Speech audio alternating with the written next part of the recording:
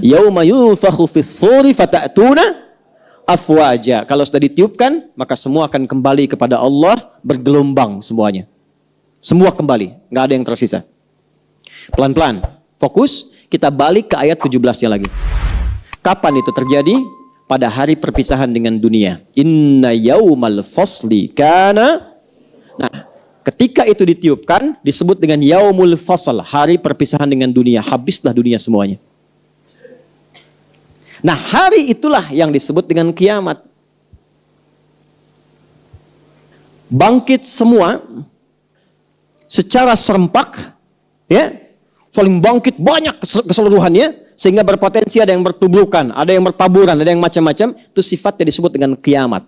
Hari terjadinya kebangkitan besar yang keseluruhannya kemudian bangkit, ya, kemudian naik, kemudian beradu, bertumbuk, hancur keseluruhannya. Maka harinya disebut dengan apa? Kiamat. Dan hari kiamat ini juga hari perpisahan, yaumal fasli, hari berakhirnya kehidupan dunia. Kana miqata, aku telah tetapkan waktunya dengan sempurna. Miqat itu gabungan tempat dan waktu yang sempurna. Maka kiamat pun demikian. Kata Allah, aku telah aturkan tempatnya, perpisahan bumi hancur semua, habis. Waktunya kapan? Aku telah atur waktunya sedetil mungkin. Jelas? Nah, detil waktu yang sedetil mungkin mencakup detiknya, menitnya, jamnya, sampai harinya, sampai momentumnya. Dalam bahasa Arab disebut dengan sa'ah namanya. Sa'atun as-sa'ah. Ya. Agak fokus ya, agak fokus betul. Karena itu jam dalam bahasa Arab disebut sa'ah. Karena di jam itu kan ada presisi tinggi menunjuk kepada bukan hanya jam, menit, tapi juga apa? Detiknya gitu ya. Nah, waktu yang sangat spesifik, presisinya, akurasinya begitu tinggi dalam bahasa Arab disebut dengan sa'ah.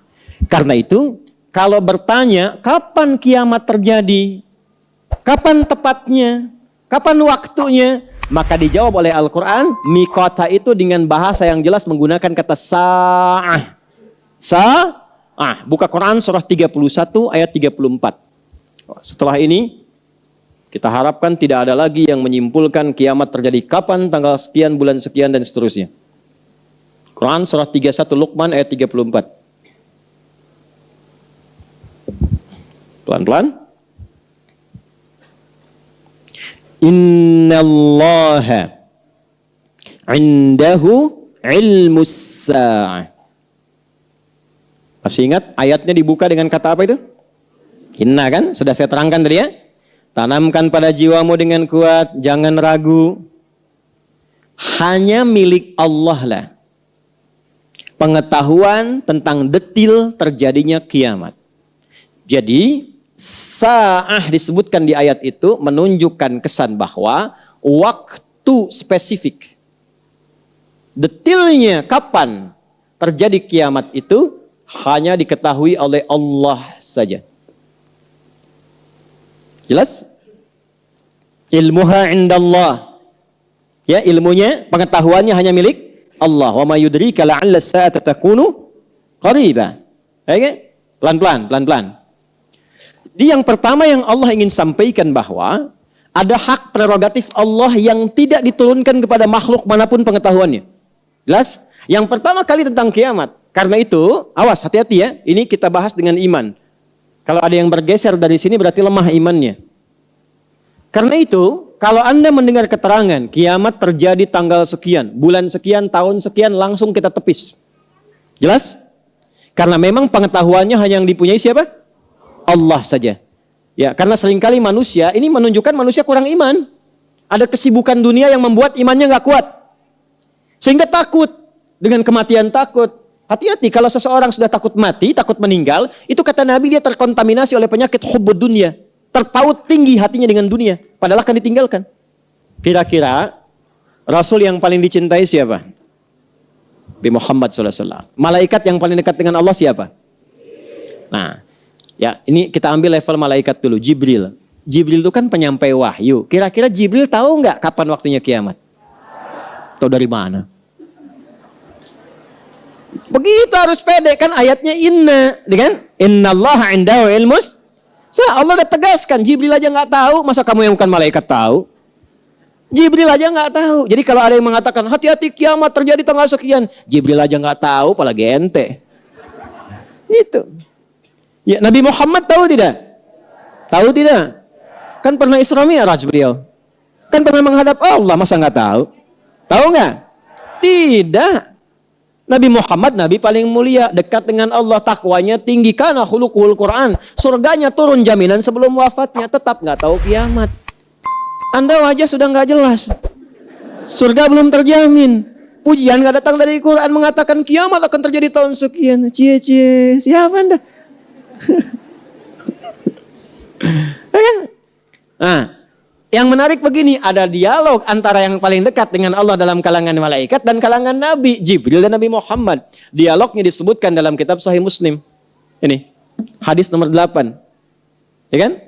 Halaman 36 sampai 37 di Kitabul Iman, kitab pertama nomor hadis yang ke-8. Yang meriwayatkan orang paling dekat, satu infonya, mertua Nabi, sahabat Nabi, Abu Hafs, ya, Amirul Mukminin Umar bin Khattab radhiyallahu taala anhu. Dan diriwayatkan dari Umar kepada siapa? Ke anaknya Abdullah bin Umar, ya, bin Khattab radhiyallahu taala anhu, sampai ke Imam Muslim dikabarkan ke kita. Langsung ke hadisnya, ke ujungnya saja biar cepat. Jibril, malaikat terdekat dengan Allah, bertemu Nabi Muhammad sallallahu alaihi wasallam, Rasul terdekat dengan Allah. Dua-duanya terdekat. Dikonfirmasi oleh Jibril alaihi salam kepada Nabi Muhammad sallallahu alaihi wasallam tentang kiamat. Kalimatnya jelas, mata sa'ah. Kapan waktunya kiamat tiba? Apa jawab Nabi sallallahu alaihi wasallam? Mal mas'ulu anha bi'a'lama minas sa'il. Tidaklah yang ditanya lebih tahu daripada yang bertanya. Ini jawaban tawadhu nih. Jibril datang ke Rasulullah karena merasa beliau itu kekasih Allah, dekat dengan Allah. Ya, belum minta sudah dijawab. Ya. Nabi Muhammad SAW, ya, Nabi Muhammad pun menghormati Jibril. Anda kan yang diminta menyampaikan wahyu, dekat dengan Allah.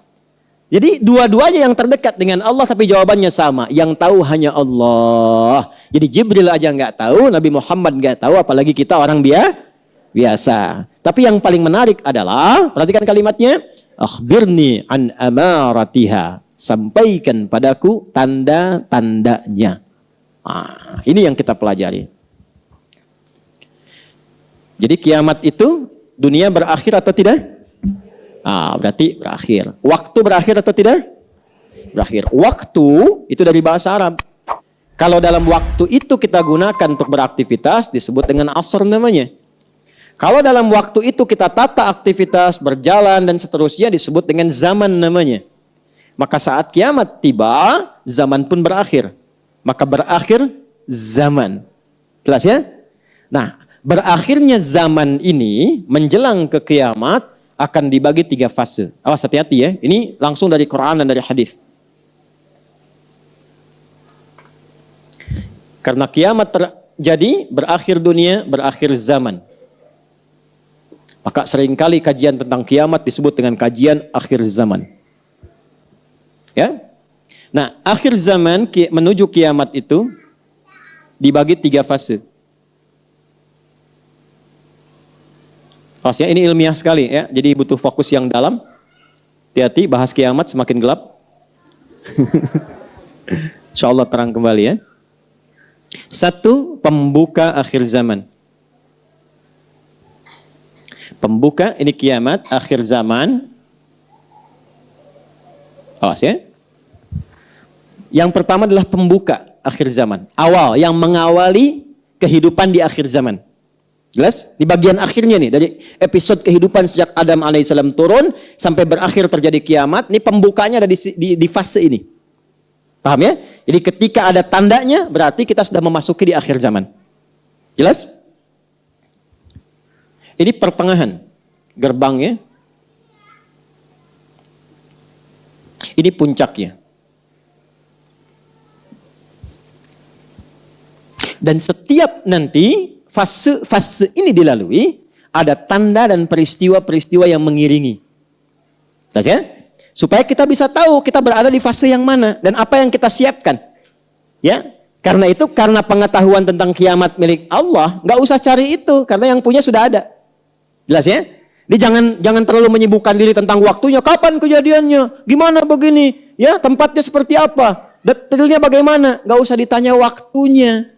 Karena informasi kiamat dihadirkan bukan untuk dicari waktunya kapan, tapi persiapan kita menuju itu apa? Paham? Baik.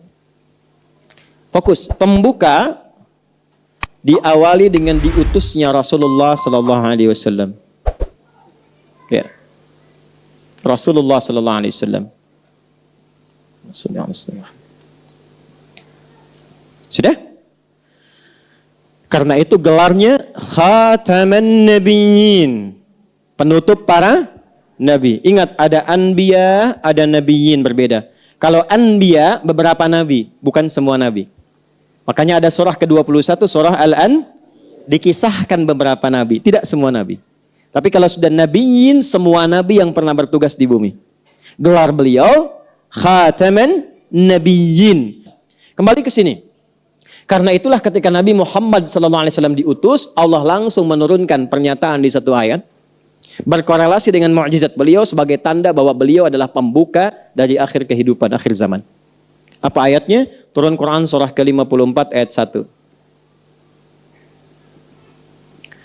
Iqtarabatis sa'atu wansyaqqal qamar.